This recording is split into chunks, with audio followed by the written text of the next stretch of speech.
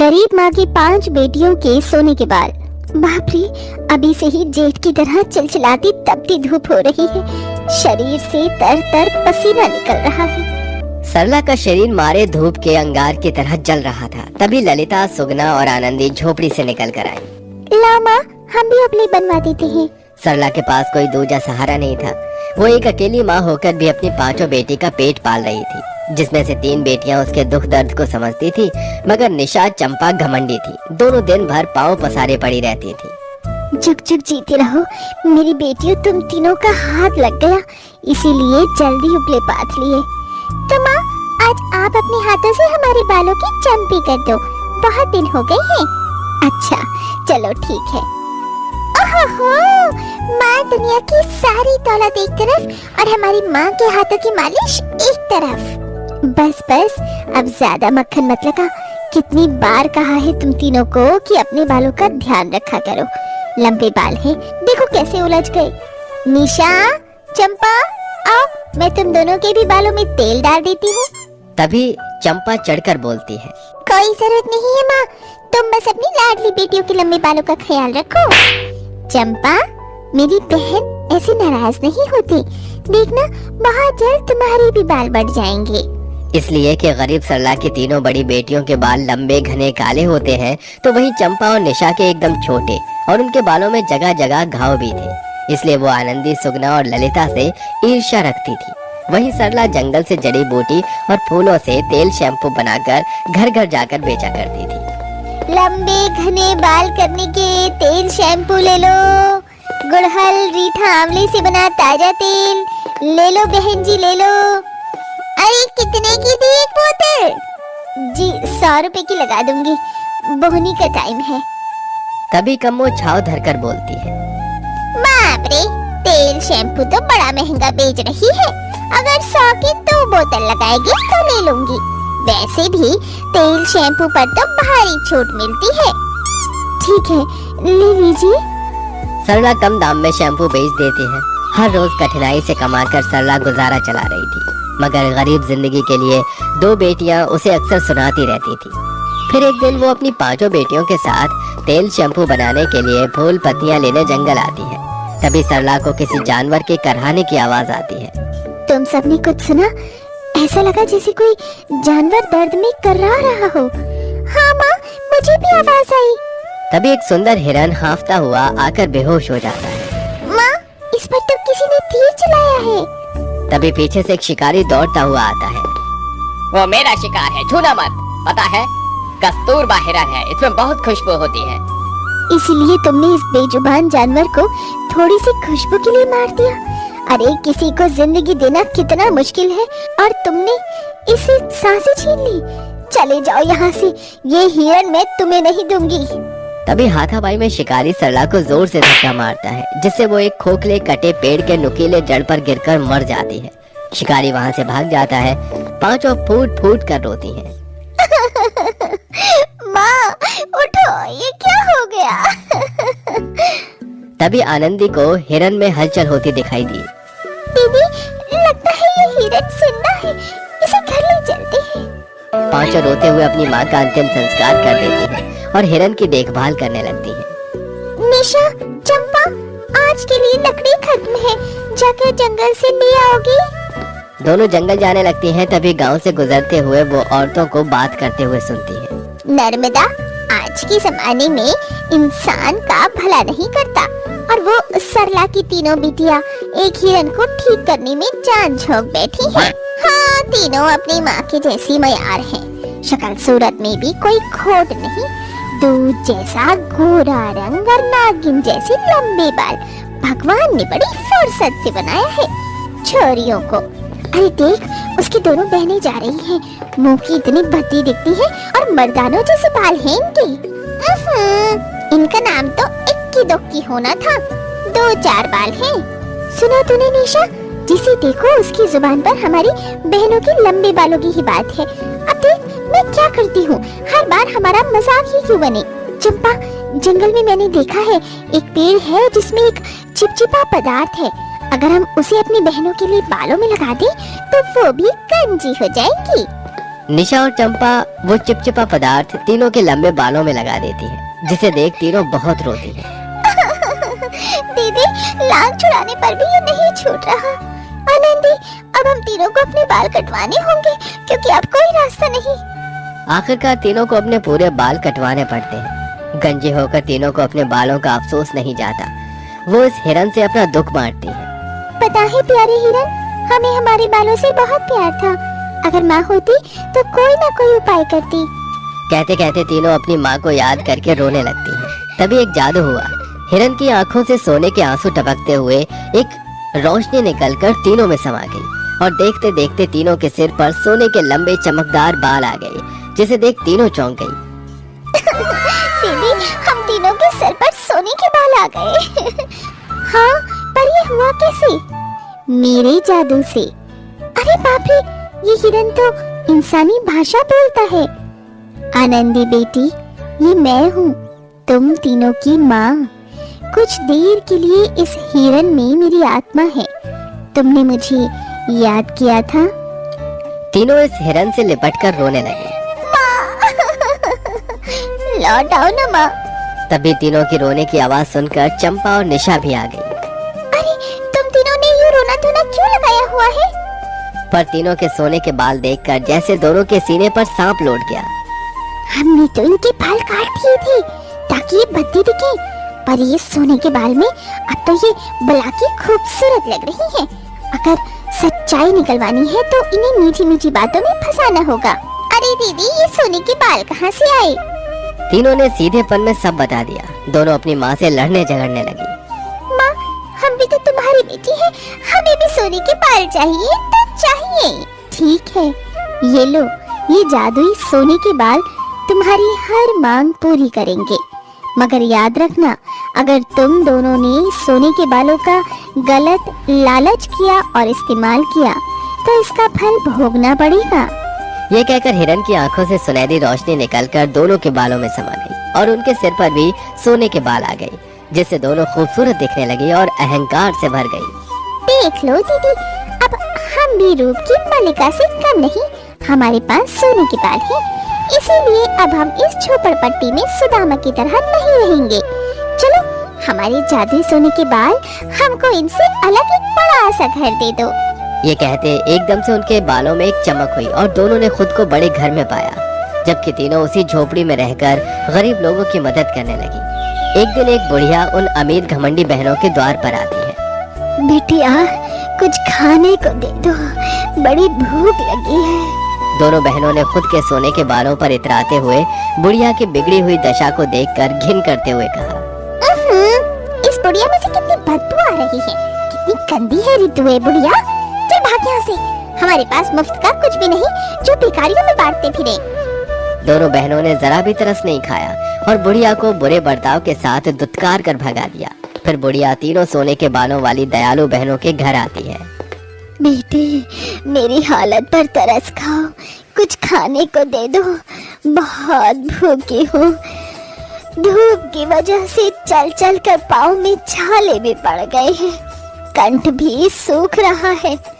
अम्मा, अंदर आइए, आपको खाना मिलेगा। तीनों बहनों ने बुढ़िया को अंदर लाकर बिठाया और फिर उसे खाने को दिया। खाना खाकर बुढ़िया संतुष्ट होकर उन्हें आशीर्वाद देती है। भगवान तुम्हारे खूबसूरत सोने के बालों को बनाए रखे। तुमने एक गरीब को खिलाया पिलाया, अब मैं चलती हूँ। अंत में बुढ़िया जब जाने लगी तभी तीनों बहनों ने कहा, जरा रुकिए अम्मा, हम तीनों आपकी मदद करना चाहते हैं। तीनों ने आंखें बंद की और अपने जादुई सोने के बालों पर हाथ फेरते हुए मदद मांगी। हमारे जादुई सोने के बाल, हमारी मदद करो। इसके साथ तीनों के सोने के बालों से सोने चांदी के सिक्के गिरने लगे, जो कि उठाकर वो बुढ़िया को देके विदा करती हैं। वहीं दूसरी तरफ निशा चंपा जैसे ही अपने सोने के बाल काटने के लिए कंघी लगाती हैं, उनके सारे सोने के बाल झड़ जाते हैं और दोनों गंजी हो जाती हैं। अपना भद्दा रूप देखकर दोनों चिढ़ पड़ती हैं। मेरे सोने के बाल कहाँ गए? नहीं, नहीं, ऐसा नहीं हो सकता। दोनों डबडबाई आंखों से खुद को शीशे में देखने लगी। तभी उन्हें अपनी माँ की परछाई शीशे में दिखाई दी।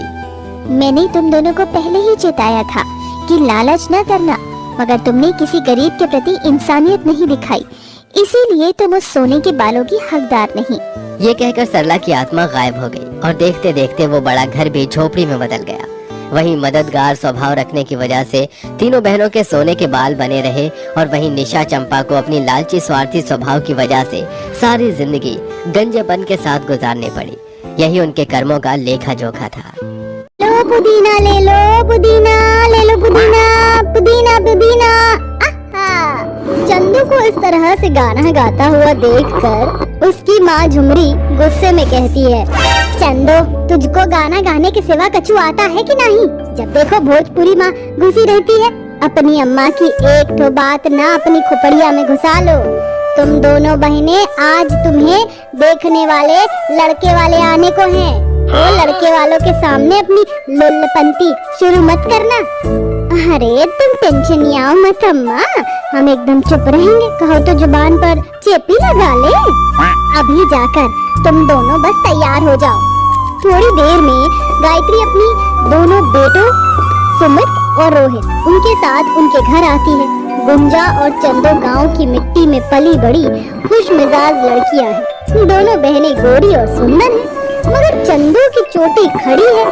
क्या गायत्री को चंदो और गुंजा अपने बेटों के लिए पसंद आएंगी? घर आने पर हरि प्रसाद गायत्री और उनके बेटों का स्वागत करता है। आइए गायत्री जी, हमारे छोटे से घर में आपका स्वागत है।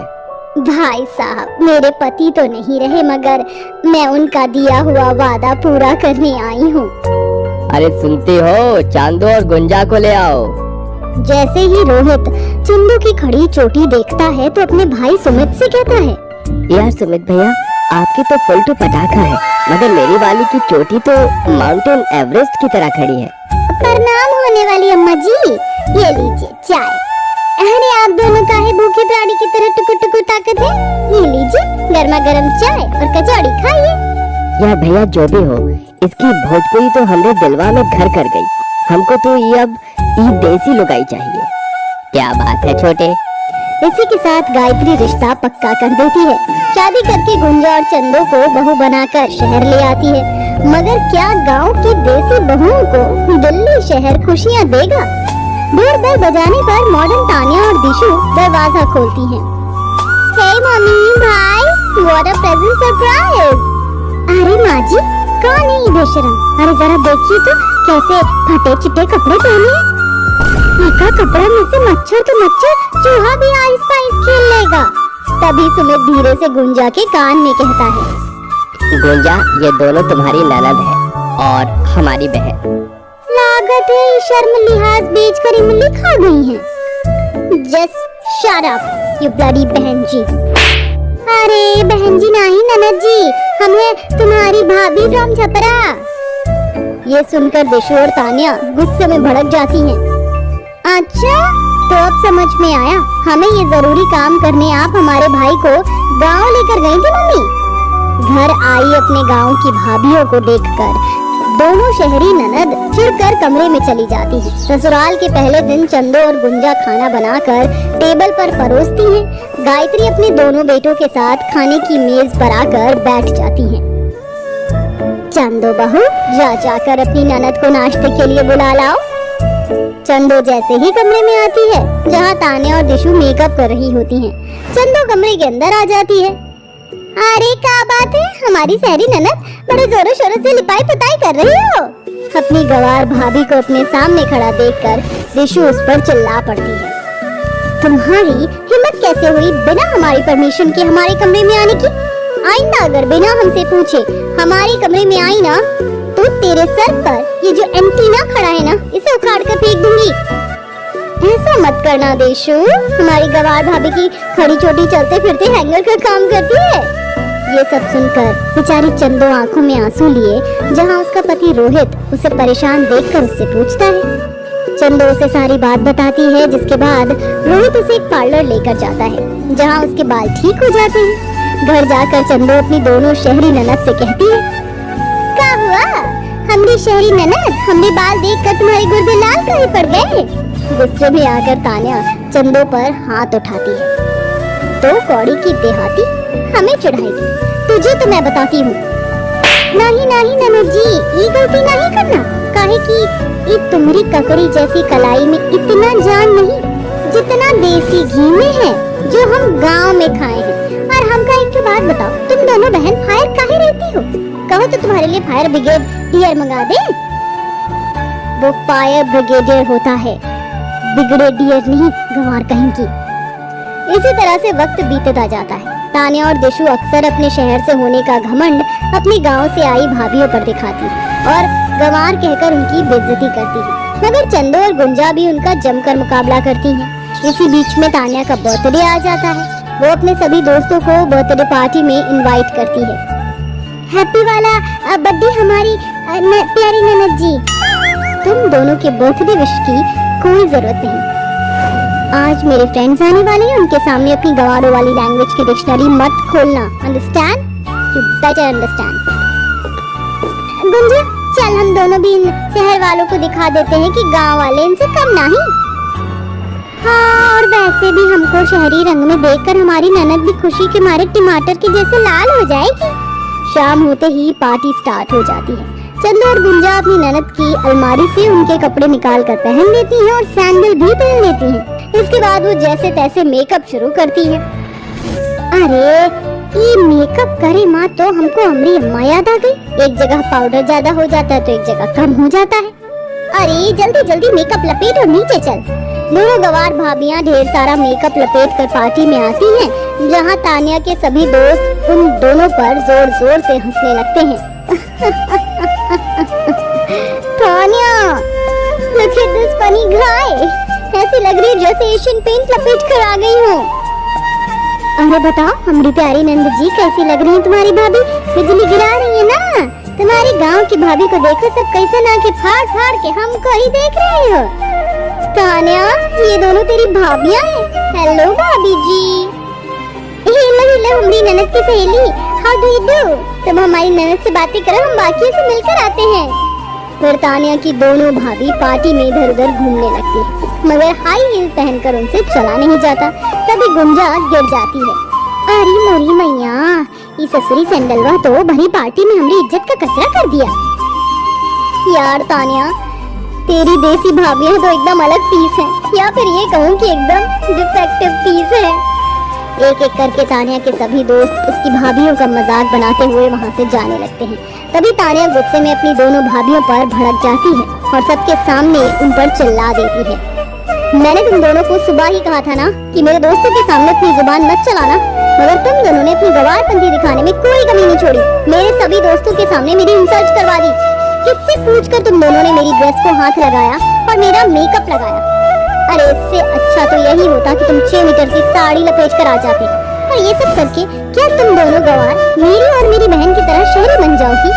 देसी देहाती कहीं की, कपड़े बदल लेने से लैंग्वेज नहीं बदल जाती। ये सब सुनकर चंदू और गुंजा की आंखों में आंसू भर आते हैं और वो बहुत रोती है। बस बहुत हुई गवाना जी, अरे हमने तो ये सब इसलिए किया था कि तुम खुश हो सको, मगर सबन के सामने तुमने हमारी बहुत इंसल्ट की। अब बस अंग्रेजी माँ पिट करने से कोई शहरी बाबू नहीं बन जाता। हमारी भाषा देसी जरूर है, मगर दिल एकदम साफ है। इसमें नफरत नहीं है, न मैल। हमें लगता था कि तुम बदल जाओगी, मगर हमसे गलती हुई गई। अब हम चलते हैं, काहे कि दिल्ली शहर हम दोनों देसी भाभियों को रास नहीं आया। जय राम जी की। ये कहकर चंदो और गुंजा वहाँ से जाने लगती है। तभी तान्या को अपनी गलती का एहसास हो जाता है और वो अपनी भाभियों के आगे हाथ जोड़कर उनसे माफी मांगती है। भाभी, मुझे माफ कर दो प्लीज, मत जाओ। मुझे एहसास हो गया है कि रिश्ते दिल से निभाए जाते हैं। अपनी ननद के माफी मांगने पर दोनों भाभियां उसे गले से लगा लेती हैं और उस दिन के बाद से तान्या और दिशु अपनी भाभियों के साथ खुशी खुशी रहने लगती हैं। दयालाल जंगलों से लकड़ियां काटकर अपने टूटे फूटे घर के पास लाकर रख देता है और घर में जाकर अपनी पत्नी से कहता है, सुष्मिता, मैं जंगलों से लकड़ियां काट कर ले आया हूँ, जल्दी से खाने के लिए कुछ बना लो, बहुत जोरों से भूख लगी है। घर में तो अन्न का एक दाना तक नहीं है, खाने के लिए मैं क्या बनाऊं? हे भगवान, हे प्रभु परमेश्वर, हमारे ऊपर ये परेशानियां और कब तक चलती रहेंगी? मुझे तो समझ ही नहीं आता। काश कि मेरे 5 बेटों का काम जल्द से जल्द लग जाए। दयालाल और उसकी पत्नी सुष्मिता दोनों ही शाम तक भूखे प्यासे ऐसे ही घर में रहते हैं। जैसे ही शाम हो जाती है, उनके 5 बेटे पूरे दिन यहाँ वहाँ मजदूरी करके वापस घर लौटते हैं। अच्छा हुआ बेटा जो तुम आ गए। हम दोनों तुम्हारा ही इंतजार कर रहे थे। घर में खाने का एक दाना तक नहीं है। क्या तुम सब्जियां लेकर आए हो? ये थोड़ा सा राशन और थोड़ी सी सब्जी लेकर आया तो हूँ। पवन अपनी माँ को सब्जी और राशन का थोड़ा सा सामान दे देता है, जिसके बाद उसकी माँ खाना बनाने चली जाती है। दयालाल और उसके बेटे बहुत ज्यादा भूखे होते हैं। कुछ ही देर में खाना बन जाता है, जिसके बाद सुष्मिता सभी को खाना परोस देती है। रात के समय दयालाल सोते समय अपनी पत्नी सुष्मिता से कहता है, हम लोग इतने गरीब हैं, हमारे पास एक फूटी कौड़ी नहीं है। और तुम तो जानती हो हमारे 5 बेटे हैं। उन 5 बेटों की शादी कैसे होगी? कैसे करेंगे हम उनकी शादी? अजी मैं तो बस अभी इतना ही कह सकती हूँ कि भगवान पर भरोसा रखो। एक ना एक दिन सब कुछ ठीक हो जाएगा। वो सब कुछ ठीक कर देंगे। सुष्मिता और दयालाल दोनों सो जाते हैं। अगले दिन दयालाल फिर से जंगलों में लकड़ियाँ काटने चला जाता है और उन लकड़ियों को बाजार में जाकर बेच देता है। इसके बाद वो रास्ते से आ रहा होता है कि तभी उस रास्ते से एक पंडित उसे मिल जाता है। अरे दयालाल, कहाँ जा रहे हो? मैं तो तुम्हारे घर पर ही आ रहा था। पिछली बार जब तुम मुझसे मिले थे तो कह रहे थे कि तुम्हारे 5 बेटों के लिए लड़की ढूंढनी है। देखो, लड़कियां तो मुझे मिल गई हैं, लेकिन बहुत ज्यादा गरीब परिवार से हैं। दहेज और बाकी का कुछ सामान मिलना तो मुश्किल होगा। अरे पंडित जी, कैसी बातें कर रहे हो? मैं ही कौन सा अंबानी हूँ जो अपने बेटों के लिए अमीर खानदान का रिश्ता देखूं? मुझे तो गरीब लड़कियां मंजूर हैं। मैं खुद चाहता हूँ कि मंदिर में ही अपने बेटों की शादी करवा कर अपने घर बहू ले आऊं। पंडित दयालाल की बात समझ जाता है, जिसके बाद वो दयालाल और उसकी पत्नी सुष्मिता को लड़की दिखाने के लिए लड़की वालों के घर पहुंच जाता है। दयालाल और सुष्मिता को वो 5 बहनें पसंद आ जाती हैं, जिसके बाद वो उनकी शादी अपने बेटों से कर देते हैं। जैसे ही दयालाल की 5 बहू घर पर आती हैं, उसकी पत्नी सुष्मिता उनसे कहती है, मैं जानती हूँ कि तुम्हारी भी बहुत सारी ख्वाहिशें होंगी, लेकिन हम लोग भी बहुत ज्यादा गरीब हैं। यही अब एक घर है जहाँ तुम्हें गुजारा करना पड़ेगा। अरे माँ जी, आप कैसी बातें कर रही हो? हम तो गरीब परिवार से हैं। गरीबी में रहना हम 5 बहनों को बहुत अच्छे से आता है। बचपन से ही हम गरीबी में ही तो रहे हैं और बचपन से ही हमने गरीबों को बहुत करीब से जाना है। आपको परेशान होने की जरूरत नहीं है। हमें आप लोगों के साथ रहने में कोई आपत्ति नहीं है। आखिर ये भी तो हमारा ससुराल है और हम 5 बहनें मिलकर कोशिश करेंगे कि इस घर को हम स्वर्ग बना सकें। अपनी 5 बहू की बातें सुनने के बाद सुष्मिता को बहुत खुशी मिलती है। उसकी आंखें भर आती हैं। चलो अच्छी बात है, इस घर में समझदार बहू तो आई। उस दिन जैसे ही उन 5 का गृह प्रवेश होता है, अचानक से उनके घर की दीवार पूरी की पूरी गिर जाती है। ये देख सुष्मिता हैरान रह जाती है। हे भगवान, ये सब अभी ही होना था। अब क्या करें? अब तो हमारे पास इतने पैसे भी नहीं है कि हम इस दीवार को दोबारा से बनवा सके। कोई बात नहीं माँ जी, ये सब तो होता ही रहता है। लेकिन बहू, ये सब आज ही होना क्यों था? अब रात को हम सब कैसे सो पाएंगे? घर जंगल के पास था, जिसकी वजह से उन्हें रात को टूटी हुई दीवार वाले घर पर सोने में बहुत ज्यादा दिक्कत होती है।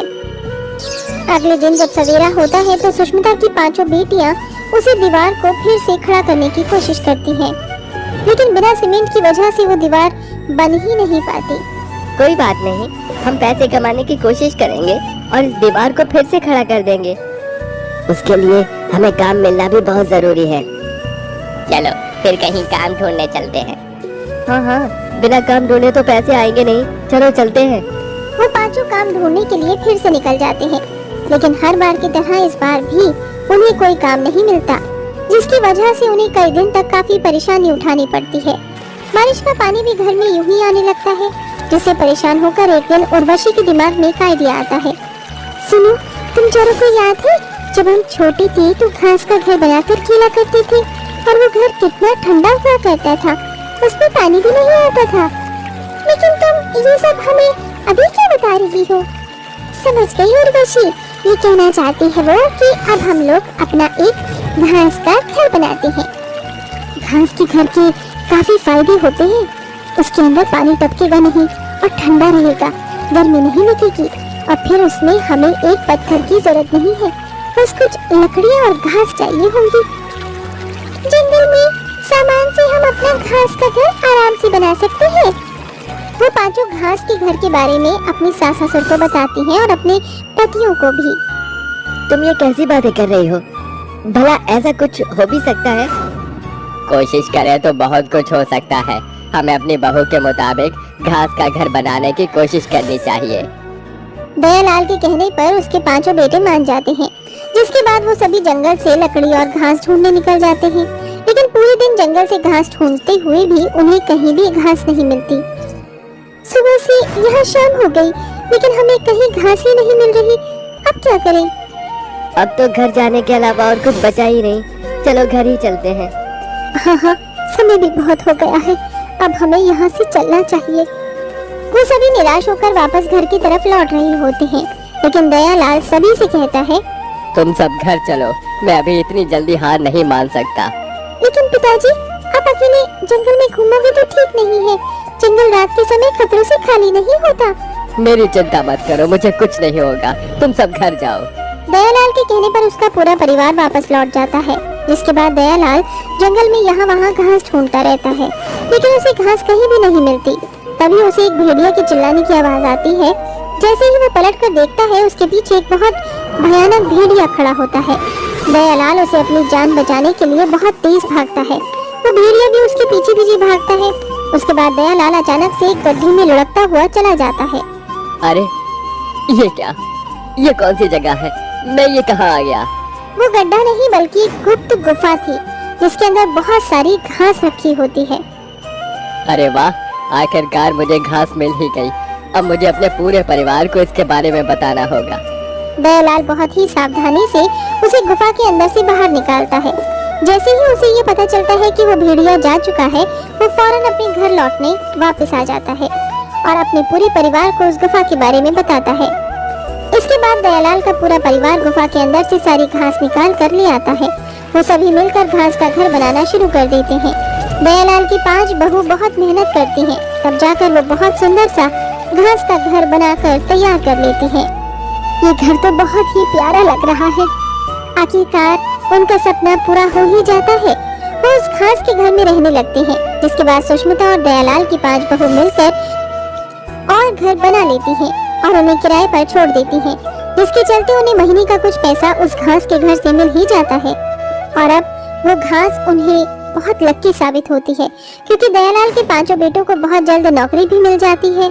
अब उनकी सभी परेशानियां धीरे धीरे खत्म हो जाती हैं और वो खुशी खुशी रहने लगते हैं। चैनल को सब्सक्राइब करो पहले। हाँ जल्दी करो, मुझे पता है कि आप लोग नहीं करते, वीडियो देखते हो लेकिन सब्सक्राइब नहीं करते। ये लाल कलर का बटन नहीं, इसे दबाओ, जल्दी दबाओ, जल्दी दबाओ, फिर मैं शुरू करूँ। दबा दो जल्दी, दबा दिया, घंटी भी दबा दे।